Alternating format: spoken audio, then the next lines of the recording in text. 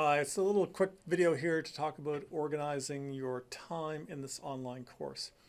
Online courses have different time requirements than a face-to-face course. A face-to-face course has lecture times. You have a timetable. You go at this time, you listen to the lecture, you go off to your seminar at a fixed time and so on. You know when you're supposed to do things. Harder in an online course because you have to figure out this all yourself. You have to schedule it. It's convenient, means you can do it, around work and things like that. But it also means that you have to actually plan it and organize it appropriately. So this is a suggested path for organizing your time effectively in this course. First thing you should do is watch the screencast. So this means you're going to the web text page, and there'll be a little short introduction, textual introduction at the top. But after that, there'll be one or two videos which are screencasts. That's me talking over some PowerPoint slides and some images, and these are like lectures. They're shorter than lectures. They're about roughly half the length of what I would do in the normal classroom.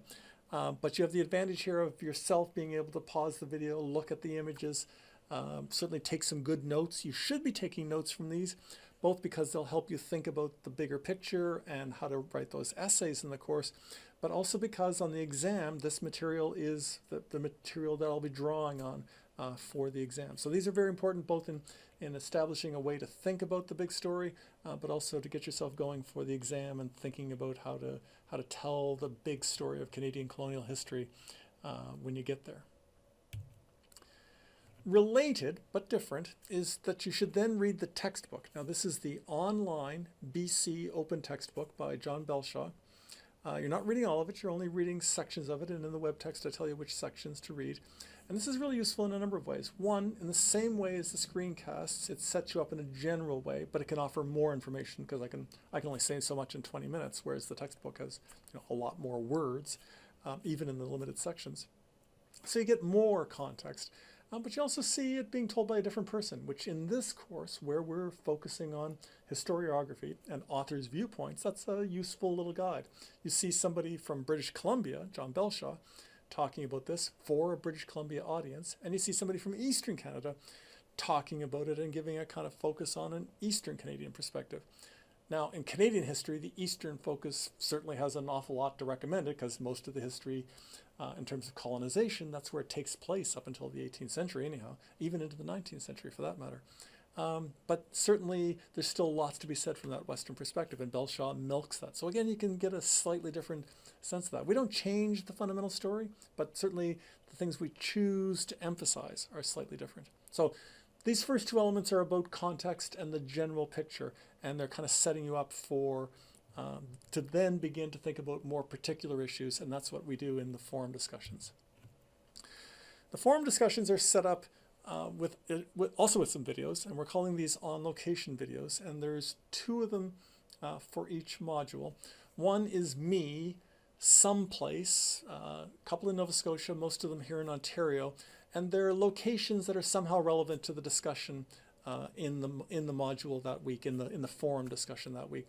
And it's meant to just kind of get you on the ground, to show you what's going on, to take you in a place, a building, a room, a landscape that somehow relates to the story, so that you can see some of that you might otherwise have trouble imagining just because the textual references aren't particularly focused on kind of that dimension of the story. But I think it's still useful for you to see and to experience in some small way.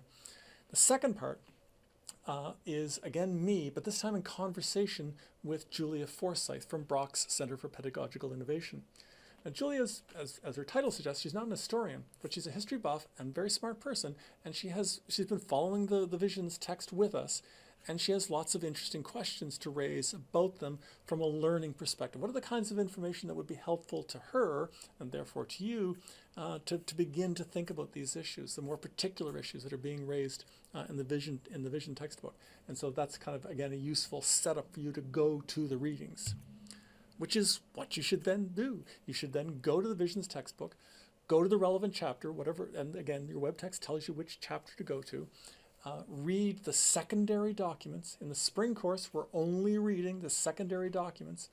If you want to read the primaries, that's great. If you want to include them in your essays, that's great. But I'm only requiring the secondary sources. Read them and think about them with the questions that I have in mind and that I outline for you on the web text.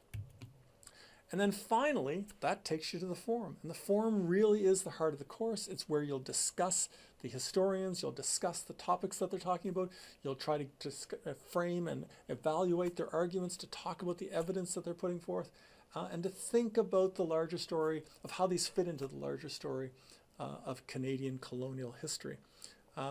The forum, as I say in the syllabus, very much is the heart of the course. Here's where we frame our basic discussions. Here's where you'll set up your first short essay. Here's where you'll set up your final major essay. So much of the course revolves around the discussions here. Very, very important. The discussions themselves form a large part of your grade, and the essays that come out of your discussions form a large part of your grade. So it's really, really important that you set yourself up well to get to these discussions and to participate in them as effectively as you possibly can. I think that gives you a good sense of how to organize your time, how to think about the workflow during the course of the week.